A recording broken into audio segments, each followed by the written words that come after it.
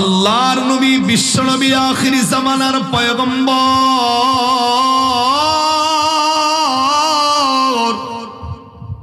নবীর সাহাবী হযরত আবু হুরায়রা রাদিয়াল্লাহু তাআলা আনহু হতে হাদিসটা বর্ণিত। আল্লাহর বান্দা মুরব্বি হয়ে গেছে, বয়সটা যখন শেষ পর্যায়ে চলে আসছি, নিজের সন্তানদেরকে ডাক দকায়, সন্তান রে আমার জীবনের শেষ একটা নসিহত হইল, আমি যখন মারা যাব আমার লাশটা মুসলমানের মতো কবর খনন কইরা কবরে দিবা না। আমার লাশটা কি রাত্রির অন্ধকারে কোনাবাড়ি এলাকার একটা মানুষ যেন না জানে, আমার লাশটা চিতার আগুনে জ্বালায়া জ্বালায়া লাশটা পুরায়া পুরায়া সেই বানায়া দিবা। সন্তানগুলা ব্যাপারটা মানতে রাজি না। বাবা ডাক দকায়, যদি বাবা হিসাবে আমাকে একটু ভালোবাসা থাকো, অবশ্যই আমার লাশটা চিতার আগুনে জ্বালায়া পুরে পুরে সারখার করে দিবা। রে বন্ধু, আল্লাহর নবীর সাহাবী আবু হুরায়রা রাদিয়াল্লাহু তাআলা আনহু বলেন, নিজের সন্তানগুলা বাপের কথাটাকে মানার জন্য যখন পদক্ষেপ নিছেন, ঠিক আছে তুমি যদি একেবারেই নাই মানো, আমরা তোমার লাশ নসিহতটা পালন করব, রাতের অন্ধকারে তোমার লাশটাকে চিতার আগুনে জ্বালায়া জ্বালায়া পুরে পুরে দিব। সন্তানগুলা যখন ব্যাপারটা মেনে নিছেন, আস্তে করে দরদের বৃদ্ধ বাবা সন্তানদেরকে আবার ডাক দিয়া বসায়া ডাক দকায়, বেটারে আমার লাশ শুধুমাত্র মৃত্যুর পরে চিতার আগুনে জ্বালায়া ক্ষান্ত করলে চলবে না, আমি তোমাদেরকে আর একটা নসিহত করব। আমার লাশটা চিতার আগুনে জ্বালানোর পর এই লাশটাকে এমন ভাবে পুরাইবা, এমন ভাবে পুরাইবা, পুরাইয়া পুরাইয়া লাশটা কি একেবারে ছাই বানায় দিবা। এরে সন্তানগুলা ডাক দকায়, বাবা লাশটা একেবারে ছাই বানায় দিব কেন বলো? বাপে ডাক দকায়, লাশটার একটা অংশ যেন অবশিষ্ট না থাকে, দেখে যেন বোঝা না যায় এইটা একটা ব্যক্তির লাশ ছিল, আমার শরীরের কোনো অংশ অবশিষ্ট থাকবে না, একেবারে ছাই বানায় আমার লাশটাকে পুরাইতে হবে। সন্তানগুলা এটাও মেনে নিছেন। দরদের বৃদ্ধ বাবা ডাক দকায়, বেটারে শুধু লাশটাকে ছাই বানাইয়া পুরাইয়া শেষ করলেই চলবে না, আমার মৃত্যুর পর এই লাশের ছাইটাকে তোমরা সন্তানগুলা মিলা দুইটা ভাগে ভাগ করবা। আমার মৃত্যুর লাশের ছাইটা দুইটা ভাগে ভাগ হবে। সন্তানগুলা ডাক দকায়, বাবা গো কোন কারণে কিসের জন্য লাশের ছাইটাকে দুইটা ভাগ করব বলো? আস্তে করে দরদির বাবা ডাক দিয়া বলল, বেটারি আমার লাশের ছাইটা দুইটা ভাগ হবে, শুধু এখানেই ক্ষান্ত নয়, লাশের দুইটা ছাই ভাগ করার পর এক ভাগ ছাই তোমরা হাতে কইরা নিয়া বিভিন্ন বিভিন্ন বড় একটা পাহাড়ের উপর দাঁড়াইয়া বাতাস যেই দিকে চলমান, এই বাতাসের মধ্যে আমার অর্ধেক ছাই বাতাসের মধ্যে উড়াইয়া দিবা। বাতাসে যেন আমার ছাইগুলা এক একটা এক এক জায়গায় যেন ফেলে দেয়, বাতাসে বাতাসে যেন আমার ছাইগুলা মিশে যায়। সন্তানগুলা ডাক দকায়, বাবা এক ভাগ ছাই নয় বাতাসের সাথে মিশিয়ে দিলাম, আর এক ভাগ ছাই আমরা কি করব আপনি বলে দেন। দরদের বাবা আস্তে করে ডাক দকায়, সন্তান রে এক ভাগ ছাই যদি বাতাসের সাথে মিশাও, আর এক ভাগ ছাই নিয়ে বিভিন্ন বড় বড় পুষ্করিণীর মধ্যে, বড় বড় সাগরের মধ্যে, বড় বড় নদীর মধ্যে, পানির মধ্যে আমার ছাইগুলা ছিটায় দিবা। এক একটা ছাই এক এক জায়গায় গিয়া যেন পড়ে। আমার উদ্দেশ্য আমার ছাইগুলা একাত্রিত থাকবে না। সন্তানগুলা ডাকদা বলল, বাবাজি বলেন না বলেন না বলেন না। এক নম্বরে বলছেন আপনাকে মৃত্যুবরণ করার পরে কবর দেওয়া যাবে না, মেনে নিছি। দুই নম্বরে লাশের ছাইটাকে পুরাইতে বলছেন, মেনে নিছি। তিন নম্বরে লাশের ছাইটাকে দুই ভাগ করতে বলছেন, মেনে নিছি। চার নম্বরে এক ভাগ ছাই পানিতে ফেলতে বললেন। পাঁচ নম্বরে ওই আর এক ভাগ ছাই কেন বাতাসের সাথে মিশিয়ে দিতে বলছেন, কেন আপনার ছাইগুলা বিভিন্ন জায়গায় ফেলতে হবে, আর পিছনের কি কারণ আপনি বলেন। সন্তানগুলার সামনে দরদের বিদ্যু বাবা সন্তানদেরকে ডাক ডাকা, সন্তানদি আমি আমার এই লাশের ছাইগুলা পোড়ানোর পিছনের কারণ হলো একটা, এই লাশটাকে ছাই বানানোর কারণ হলো একটা, এই লাশটাকে ছাই বানাইয়া ছাইগুলা ভাগ করে দুই ভাবে ছিটানোর কারণ একটা। সন্তান ডাক দক্কায় বাবা কি কারণ বলেন না।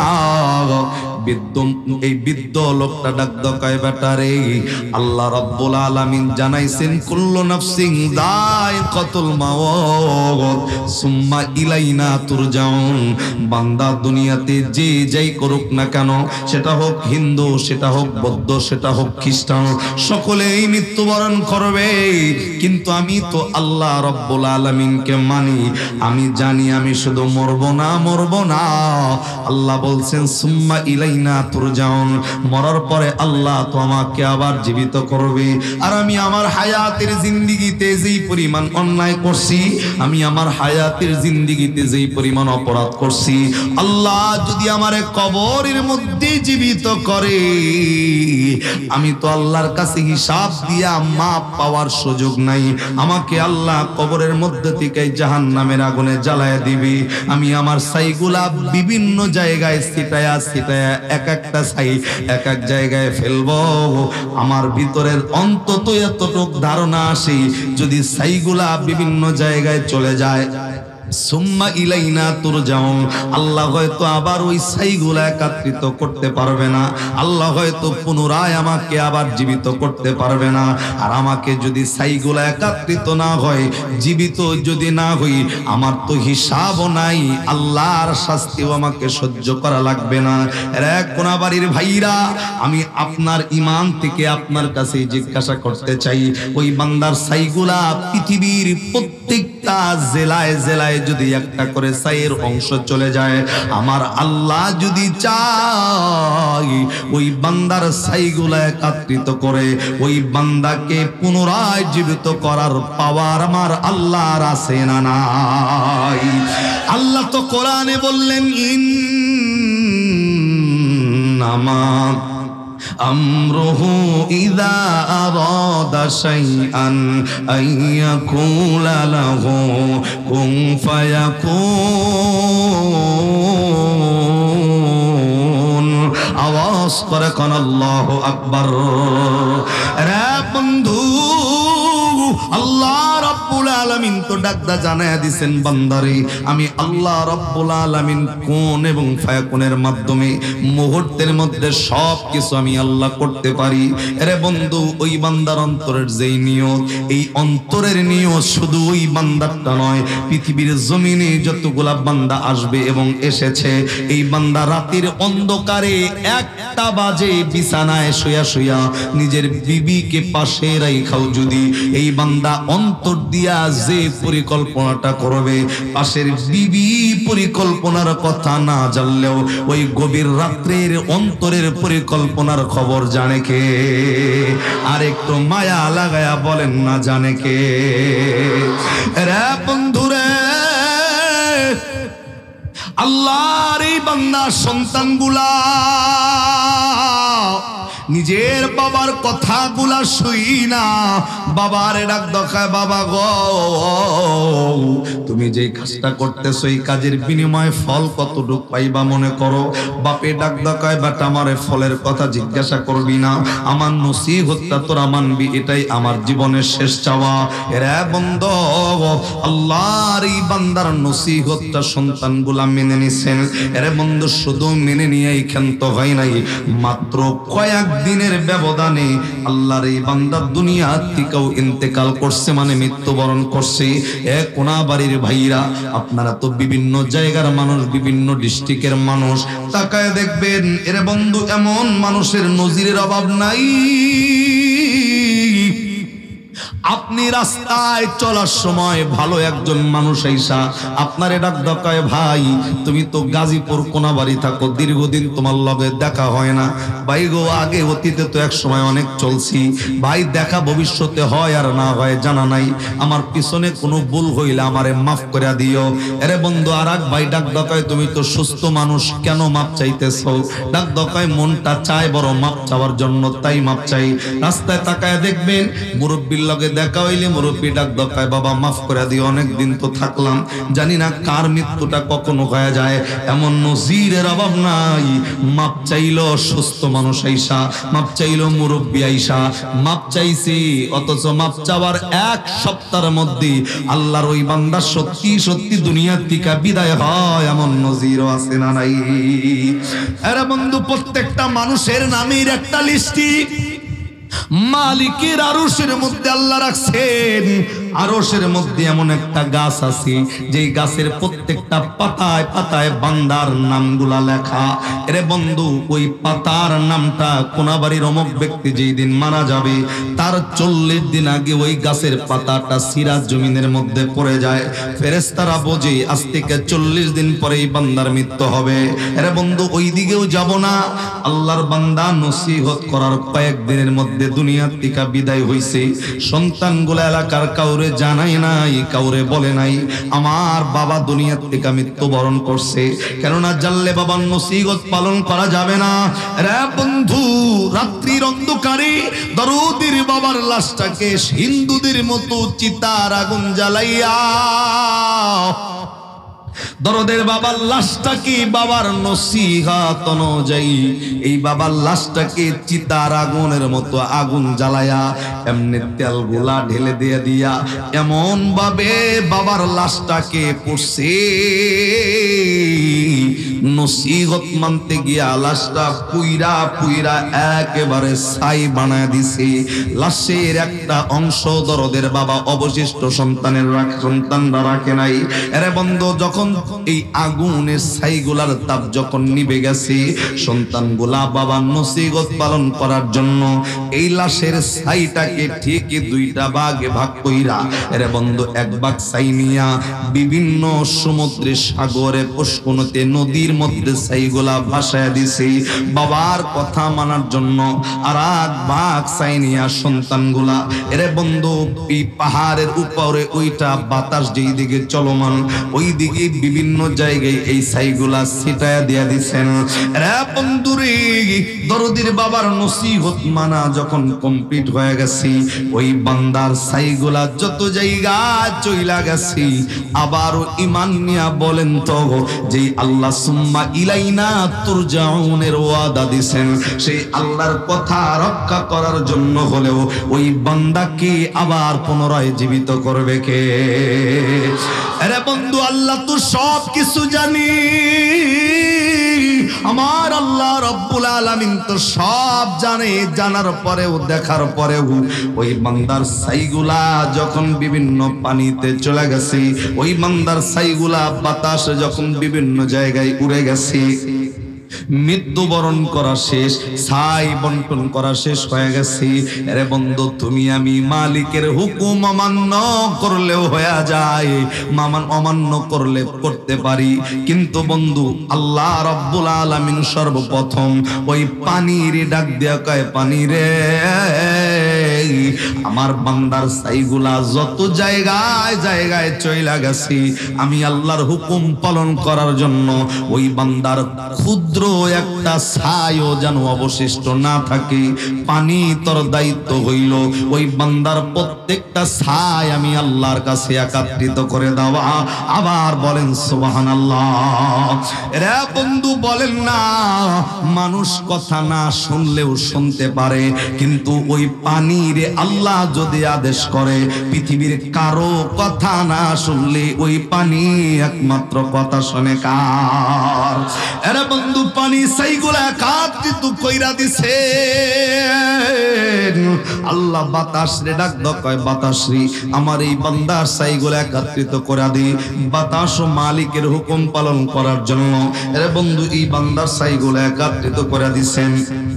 বান্দার ছাইগুলা যখন এক জায়গায় হয়ে গেছে, আমার আল্লাহ রব্বুল আলামিন বান্দারে জিন্দা করার জন্য বলতে হয় নাই, আল্লাহর ইচ্ছা বান্দা জিন্দা হবে, অটো জিন্দা হয়ে গেছে। আমার আল্লাহ বান্দার দিকে তাকানো, এরে বন্ধু ওই লোকটাও মালিকের দিকে তাকানো। আল্লাহর ডাক দে, আল্লাহ রব্বুল আলামিন বান্দারে ডাক দাও, কয় বান্দারে, জানতে চাই, তুমি তো সব জানো। বান্দা বলো এই আয়োজনটা কোন কারণে করছো? কেন লাশটাকে সুন্দর কইরা কেন কবরে রাখতে দাও নাই? কেন লাশটাকে ছাই ছাই বানায়া ভাগ কইরা এমনে করছো? বান্দা ডাক দাও, কয় মালিক তুমি তো সব জানো কোন কারণে আমি এই আয়োজনটা করছি। আল্লাহ জানার পরেও বান্দারে ডাক দাও, কয় বান্দা বলো কোন কারণে, কিসের জন্য এই আয়োজনটা তোমার পক্ষ থেকে হলো? এই বান্দা চোখের পানিটা ছেড়ে দিয়া, বান্দা তো আল্লাহর জাহান্নামের আগুনকে ভয় করছে, পোলাদের কাছে বলে আসছে, শুধুমাত্র আগুন থেকে বাঁচার জন্য বান্দার অন্তরের এই পরিকল্পনা। আল্লাহরে ডাক দাও, কয় মালিক তুমি তো সব জানো। আল্লাহ আমি যা কিছু করছি হায়াতের জিন্দেগিতে আমার ইবাদতের দিকে তাকাইলে আমার দিল আমারে বারবার বলছে এই ইবাদত দিয়া মালিকের জান্নাতের আশা করতে পারি না, কবরে গেলেই জাহান্নামের আগুনে আমাকে জ্বলতে হবে। এ মালিক আমি যা কিছু করছি প্রথম থেকে নিয়ে এই পর্যন্ত প্রত্যেকটা কাজের পিছনের একমাত্র কারণ হইল তুমি আল্লাহর জাহান্নামের আগুনের ভয়। আমি তোমার জাহান্নামের আগুনকে সহ্য করতে পারবো না, বিদায় আল্লাহ এই আয়োজনটা আমার পক্ষ থেকে হইছে। বান্দার অন্তর তো আল্লাহ জানে, অন্তরে যেটা ছিল বান্দা মুখে ওটা প্রকাশ করছে ওটা মালিকেও জানে। হযরতে আবু হুরায়রা রাদিয়াল্লাহু তাআলা আনহু বলেন, আল্লাহর নবীর জবানের বর্ণনা, ওই বান্দা সেই সময় মালিকের জাহান্নামটাকে ভয় কইরা আল্লাহর কাছে স্বীকার করার কারণে আল্লাহ ডাক দকায়, বান্দা তুই যেহেতু আমি আল্লাহর জাহান্নামকে ভয় করে এই কাজগুলা করছো, তোর মাধ্যমে আমি আল্লাহ একটা নজির স্থাপন করে দিলাম ইতিহাসের পাতায়। আমি আল্লাহ রাব্বুল আলামিন তোর পিছনের অতীতের ভুলগুলা মাফ করে আমি আল্লাহ রাব্বুল আলামিন আজকে তোরে কবুল করে নিলাম। জবান বন্ধ নয়, আর একবার আওয়াজ করে বলা যাবে কি সুবহানাল্লাহ। রে বন্ধু, এটা কিন্তু আপনার আমার জন্য পালনীয় কোনো আমলের কথা আমি বলি নাই, আমি শুধু এটা বুঝাইতে চাইলাম বান্দা যদি ঈমানওয়ালা হয়, মালিকের উপর যদি ঈমান থাকে, আল্লাহর উপর যদি বান্দার ভরসা এবং ভয় যদি থেকে থাকে, এরে বন্ধু তুমি জানো না একটা মুমিন বান্দা গুনাহ কইরা কবরে গেলেও এই বান্দা গুনাহ কইরা আসমান বরাবর ঠেকাইয়া এই বান্দা নিম্নতম একটা ঈমান নিয়ে যদি কবরে চলে যায়, আল্লাহর নবীর বর্ণনা হইল এই বান্দার গুনাহগুলা আমার আল্লাহ এরে বন্ধু জাহান্নামের আগুনে জ্বালায়া শাস্তি দিয়া এই বান্দাকে শাস্তি দিয়া পোড়ায়া যখন শাস্তিটা শেষ হয়ে যাবে, বিন্দু পরিমাণ ঈমান নামক দৌলত থাকার কারণে আমার আল্লাহ ওই বান্দাকে জাহান্নাম থেকে উঠাইয়া আমার আল্লাহ মুক্তি দিয়া চিরতরে জান্নাতের মেহমান বানায় দিবে। জবান বন্ধ নয়, আবার বলেন সুবহানাল্লাহ। এরে বন্ধুর জন্য আল্লাহ রাব্বুল আলামিন পবিত্র কোরআনে সূরাতুল মুলক 29 পারার 1 পৃষ্ঠার 2 নম্বর লাইনের 2 নম্বর আয়াতে আল্লাহ বলেন, আল্লাযী খালাকাল মাউত, বান্দা ভুলা যায় না মৃত্যুটা কিন্তু আমি আল্লাহর হাতে রাইখা আসছো। তারপরে হায়াতের জিন্দেগি নিয়া যতই বড়াই করো, আমি আল্লাহ ডাক দেওয়ার আগে আমলটা দিয়া জিন্দেগিটা সাজায়া কবরে আইসো, আমি আল্লাহর ভয়টা নিয়া কবরের মধ্যে আইসো। কেননা কোন বান্দা হিসাব দিয়া জান্নাতে যাইতে পারবে না যতক্ষণ পর্যন্ত আমি আল্লাহ বান্দাকে দয়া করে মাফ করে না দিব। আরে বন্ধু, হায়াত পায়াই নাফরমানিতে ডুবানো যাবে না, হায়াত পায়াই মালিকের নাফরমানিতে লিপ্ত হওয়া যাবে না। হায়াত দিছে যিনি, মৃত্যুর মালিকও তিনি। মাঝখানের সময়টা ইবাদত করে মালিকের মাহবুব বান্দা হওয়ার দরকার আছে না নাই? আল্লাহ জাল্লা শানুহু সুবহানাহু ওয়া তাআলা প্রত্যেকটা বান্দাকে যেমন যেই মরণের ব্যাপারে আলোচনা আসছে, মানে মুফাসসালে আমানতু বিল্লাহি ওয়া মালাইকাতিহি ওয়া কুতুবিহি ওয়া রুসুলিহি ওয়াল ইয়াউমিল আখির ওয়াল কদরি খাইরিহি ওয়া শাররিহি মিনাল্লাহি তাআলা ওয়াল বাসি বাদাল মাউত। এই মৃত্যুটার উপর বিশ্বাস করা ঈমানের অন্যতম একটা বৈশিষ্ট্য, যে মৃত্যুবরণ করতে হবে এবং মরার পরে আল্লাহ জীবিত করবে। এই বিশ্বাস যার নাই, ওই বান্দা কোনোদিন ইবাদতে কখনো মন বসাইতে পারবে না, ইবাদত করতে তার ভালো লাগবে না, তার অন্তরে ধারণাই আসবে আজ আসো কাল নাই, মানে ফুর্তি করে মরে যাই, টার্গেটটা হবে এমন যে আজকে আসি কাল নাই। দুনিয়া তো ফুর্তির জায়গা, কিন্তু মুমিন এই ব্যাপারটাকে ফুর্তির জায়গা মনে করে না। মুমিন মনে করে যে এই দুনিয়াটা একটা কষ্টের জায়গা, অনন্তকালের জন্য ভালো অবস্থান আমাদের জন্য অপেক্ষা করতেছে। কথা কোন ঠিক না বেঠিক? আল্লাহ জাল্লা শানুহু সুবহানাহু ওয়া তাআলা প্রত্যেকটা বান্দাকে নেক ইবাদতের মাধ্যমে ওই কবরের ঘরে যাওয়ার আগে কবরটাকে যেন আলোকিত করে আমরা কবরে যেন যেতে পারি, সেই তৌফিক আল্লাহ রাব্বুল আলামিন আমাদেরকে দান করেন। আমিন। আবার জোরে বলেন আমিন। ইসমাইল ভাই কই? ইনশাআল্লাহ আর আলোচনা করে আপনাদেরকে কষ্ট দিব না। দীর্ঘ সময় 1টা বাজে 10 মিনিট হয়ে গেছে, লম্বা সময় আপনারা বসেছিলেন। আপনারা আমারে মহব্বত করেন, ভালোবাসেন। দীর্ঘ সেই কয় বছর হয়ে গেছে, 5 বছর ধরে মাহফিলে এই যে মনির ভাই মুফতি সাহেব মানুষ বই রইছে, আজ থেকে 5 বছর আগে এই যে একটা দাওয়াত দিছে, এই দাওয়াত এখনো চলতেছে আমার। হ্যাঁ, 5 বছর আগে কয় ভাই এটা মাহফিলে যাওয়ার লাগবে আপনার, কোন জায়গায়? অমুক জায়গায়। তো আইলাম, তারপর থেকে যে আইছি এখন কোনাবাড়ি, এখান থেকেই সারা কোনাবাড়ি প্রচারিত আমার, মানে যে আজকে যেটা কইরা এলাম ওইখানে ওটা মাদ্রাসার 6ষ্ঠ বার্ষিকী মাহফিল। আমি 3 বছর ধরে 80 বছর ডেট দিতে পারি নাই। তো কোনাবাড়ির মানুষ মানে খুব ভালোবাসে আমারে, মহব্বত করে। আমিও কোনাবাড়ি মানেই আলাদা একটা মহব্বতের জায়গায় রাখি। তো ইসমাইল ভাই খুব মহব্বত করে, মুফতি সাহেব ভাই খুব মহব্বত করে, অনেক মহব্বতের মানুষ কোনাবাড়িতে তৈরি হয়ে গেছে। এখন এই মহব্বত, এই যে মহব্বত, মান তাশাব্বাহা বিকওমিন ফাহুয়া মিনহুম, যার লাগে যার মহব্বত তার লাগে হইলো তার কিয়ামত। এখন আপনার লগে আমার মহব্বত থাকলো, আপনি আমারে চিনলেন, মহব্বত করলেন, ভালোবাসলেন। আমি যদি মইরা যাই আপনারা বলবেন যে একটা মৌলবী মরছে, না লোকটা ভালো ছিল। এই যে আপনি যে ভালো বলছেন, আমার জন্য দোয়া করার প্রয়োজন নাই, আপনার এই ভালো বলাটা আমার জন্য দোয়া হয়ে যাবে। এর জন্য মানুষের সাথে সদ আচরণ করা, বেশি থেকে বেশি মানুষকে মাফ করে দেওয়ার চেষ্টা করবেন। যত মাফ করে দিতে পারেন আল্লাহ তাআলা তত ইজ্জত আপনার বাড়ায় দিবে। কিন্তু আমাদের অবস্থা হলে এমন, যে পায় আমারে তুই, আমি তার বাড়িতে যাই না বছর 2, মানে তুই আমারে তুই কইছস, তোর বাড়িতে 2 বছর আমি যাবো না, এটা যেন না হয়। কেননা কখন মৃত্যু এসে যায় বলা যায় না। একজন মানুষের সাথে আপনি ঝগড়া লাইকা মারা গেলেন, আপনার জন্য তার পক্ষ থেকে কি সাপোর্ট আসবে? আপনি বলেন কি করবে আপনার জন্য? বলবে লোকটা মরছে, ভালো হয়েছে। আর আপনি যদি আপনার মন থেকে তারে মাফ করে দেন, এই ব্যাপারে সাহাবায়ে কেরামের ঘটনা আছে, আমি সেদিকে যাব না। এর জন্য মাফ করে দেওয়া। লাস্ট কথা ভাই, আমি আপনার ভিতরের অহংকারটাকে দূর করে দেওয়ার জন্য লাস্ট 1 মিনিটের একটা কথা বলি।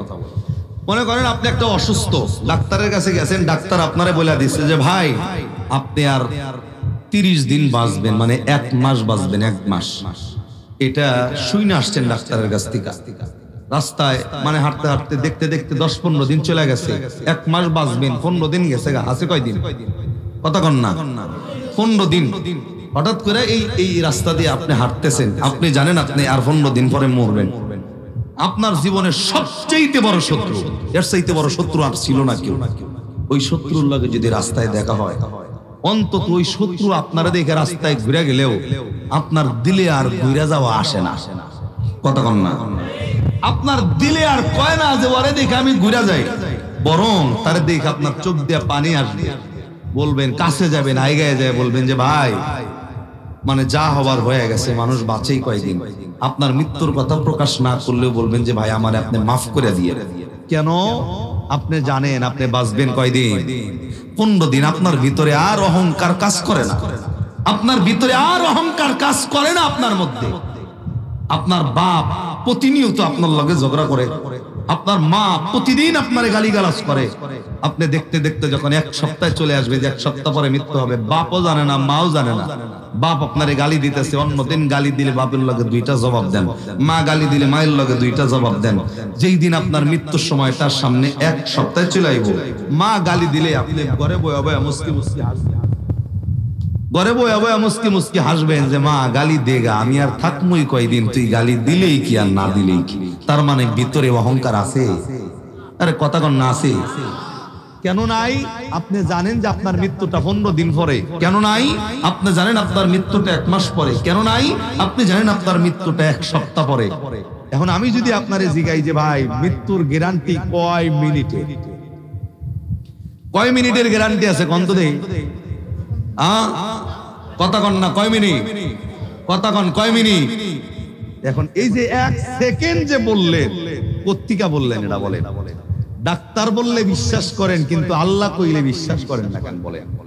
আল্লাহ যে কইছে যে বান্দা চোখ দিয়া চাইছো, চোখ বন্ধ করতে পারবা কিনা এই গ্যারান্টি দিয়ে আমি আল্লাহ কোন মানুষকে দুনিয়াতে পাঠাই। তো যদি না পাঠায় থাকি, ডাক্তার তোমারে কইছে তুমি 3 দিন পরে মরবা, তোমার সমস্ত অহংকার ভিতর থেকে নামে গেল, কিন্তু তুমিও আমিও জানি যে 1 সেকেন্ডের ভরসা নাই, 1 দিনের ভরসা নাই, তাহলে কোন তাকব্বারি নিয়ে তুমি রাস্তায় চলো? এটাই তো মুসলমানের ভাবা দরকার। কথা কোন ঠিক না বেঠিক? আপনি আমি যদি ঈমান দিয়া মানি যে আমার 1 সেকেন্ডের গ্যারান্টি নাই, অহংকার মাটির সাথে মিশা যাবে। কথা কোন ঠিক না? আরে শুধু তাই নয়, আপনি একটা অপরাধের কারণে জেলখানায় আছেন, জেলখানায় যে কাশিমপুর কারাগারে আছেন, আপনি জানছেন আগামীকালকে আপনার ফাঁসি হবে, আগামীকাল আপনার ফাঁসি সকাল 9টায়। ওই রাত্রিতে আপনার জেলখানার রুমের মধ্যে বাংলাদেশের নয়, সারা বিশ্বব্যাপী বিশ্ব সুন্দরী একটা মহিলাও যদি অর্ধ উলঙ্গ নয়, ফুল উলঙ্গ করে আপনার জেলখানায় দেওয়া হয়, আপনার কি মন চাইবে ওই মহিলার লগে জেনা করি? মন চাইবনি? আপনি জানেন যে সকাল 10টায় আমার ফাঁসি, কি এর জেনা, কি এর? আপনার তো ভিতরে কিচ্ছু নাই, 10টার সময় আপনার ফাঁসি হয়ে যাবে, আপনার আর গুনাহ করতে মন চাইবে না। তার মানে মৃত্যুর সংবাদ পায়ে গেলে সব ভিতর থেকে দূর হয়ে আমলওয়ালা হয়ে যায়। কিন্তু আল্লাহ তো ডাকদা কইছে 1 সেকেন্ডের গ্যারান্টি নাই, এটা মাইনা আমলওয়ালা হই না কেন? শয়তান এখনো আপনাকে আমাকে ধোকায় ফেলে রাখছে। কথা কোন ঠিক না বেঠিক? সম্মানিত ভাই, দীর্ঘ সময় আলোচনা হয়েছে। আজকে যতগুলো ওলামায়ে কেরাম এখানে বয়ান করছেন, প্রত্যেকটা বক্তার বয়ান আমাদের জিন্দেগিতে আল্লাহ বাস্তবায়ন করার তৌফিক দেন। আমিন। আবার জোরে পড়েন, আবার কম। আপনারা কি টেহা দিবেন? হ্যাঁ, কয় না, কে রাজানি তালে তালে কই আলাইছে, মানে একটু ভিন্ন স্টাইল, কারণ রাত্রি হয়ে গেছে গভীর, এখন আর কিচ্ছু কোন যাইব না, হলে ডাইরেক্ট, মানে আর এদিক সেদিক ইনডাইরেক্ট মাইরেক্ট এত ফেসে কথা কইতে পারবো না। মাদ্রাসা আসলে আমি তো জানি যে আপনারা তারা কোনাবানি নিয়মিত মাহফিল শোনেন, আপনারাই টাকা দেন, আপনাদের টাকা দিয়েই মাদ্রাসা চলে। তো টাকা তো ব্যাগের কাছে চাউন যায় না, আবার সবার কাছ থেকে নেওয়ানো যায় না, আবার সবাই দেয়ও না। আমি জানি আপনারা ইতিপূর্বে টাকা পয়সা দিয়ে আলাইছেন, তো লাস্ট পর্যায়ে এখন একটা বাড়িতে ভিক্ষুক তো আইতেই পারে, একদিন দিয়েছেন, পরের সপ্তাহে দিবেন না, তেলে সেই বেড়া খাইব কি? তো আমি তো একবারে লাস্ট পর্যায়ে মানে সালা নিয়ে নামছি। হ্যাঁ, সালা না, ক্ষতি ব্যাগ মনে করেন, একটা শপিং ব্যাগ হইলেই চলবো। আমার যা হয়, আমার কিছু লাগবো, তো কিছু উড়াইছে। তো আসলে মাদ্রাসা মানুষ কিন্তু খারাপ না, ভালোই আছে। হ্যাঁ, এই গরমের মধ্যে আপনার বই রয়েছেন কম না, 100-150 হইব না মোটামুটি, 100 তো ওয়াই মিনিমাম হয়, তা কোনো কথা হবো না, কথা ছাড়া 100 হইব মিনিমাম, বেশি হইব। তো 100-র কাছে যাবো না। আমি যেই মাদ্রাসায় যেমন হুজুর রাজ যেটা দিয়া বাহাদুরি করে, আপনারা জানেন না যে হুজুরের কাছে যে ফুলার ফেড়ে ব্যথা হইলে, মানে বিবির ফেড়ে ব্যথা হইলে হুজুরে ডাক দেয়, হুজুর এটা পানি ভরে দেন। হুজুর মিনমিন করে কি যেন কইয়া ফু দেয়, আপনি পানি ভরে দিয়ে খাওয়াই দিলে ভালো হয়ে যায়। আপনি জানেন না যে মিনমিনের ওটা আপনিও জানেন, খালি হুজুর জোরে কইলে কেরামতি নষ্ট হয়ে লেগে কয় না, ওটা আপনিও জানেন যে হুজুর কি কয়, মানে এটা সবাই জানে, সবাই জানে না। ব্যাপারটা হইলো মানে কোন বান্দা যদি পেটে ব্যথার জন্য পানি পড়ে, সূরা ফাতিহা পড়বে বিসমিল্লাহ কইয়া। সূরা ফাতিহা পারেননি? আলহামদুলিল্লাহ সূরা পারি না, আলহামদুলিল্লাহ সূরা কইয়া পানির মধ্যে ফু দিয়া পানি খাইলে আল্লাহ পেটের ব্যথা ভালো করে। আলহামদুলিল্লাহ কোন না? আজ পর্যন্ত কোন হুজুর জোরে কইছে? খালি বিসমিল্লাহই জোরে কয়, কিন্তু পরের ডার কেউ জোরে কয় না। তবে আর একটা ব্যাপার হইলো কি, মানে হুজুরের ফু আর আপনার ফুর মধ্যে একটু পার্থক্য আছে। কথা কন না? এবার যেমন এক লোক আছে, গরিব মানুষ, নবীর কাছে আসছে, আপনার আমার নবীর কাছে এসে ডাক দেয়, জোর মির বিয়ে কিছু সাহায্য দিবেন নি? আল্লাহ নবী ডাক দেয়, সত্যি তাহলে একটা ওই যে মাটির দলা আছে ওইটা ফোড়ো, ওইটা হাতে নিয়া নবীর হাতে নিচ্ছে, ওর মাধ্যমে নিয়া নবী যেন কি মিনমিন কয়ে কয়ে ফু দিল, তো সাথে সাথে ওই ইটার দলাটা মানে স্বর্ণ হয়ে গেছে গা। সুবহানাল্লাহ না? এখন যেই লোকটা আইছিল বিয়ের মানে ইসের জন্য, ও চিন্তা করতেছে কোনাবাড়ি কলেজ গেটের মাটির এত দাম, হ্যাঁ একবার ফু দিলেই স্বর্ণ, মানে নবী যে ফু দিছে এই ফুট নিয়ে তার দান্দা নাই, ওর দান্দা হইলো কোনাবাড়ি কলেজ গেটের মাটি, মানে মাটির দাম বেশি। ও ওই স্বর্ণের ডলার বাড়িতে নেয় নাই, কারণ পুরাটাই স্বর্ণ, ওই টুকা নিয়ে কি হইব।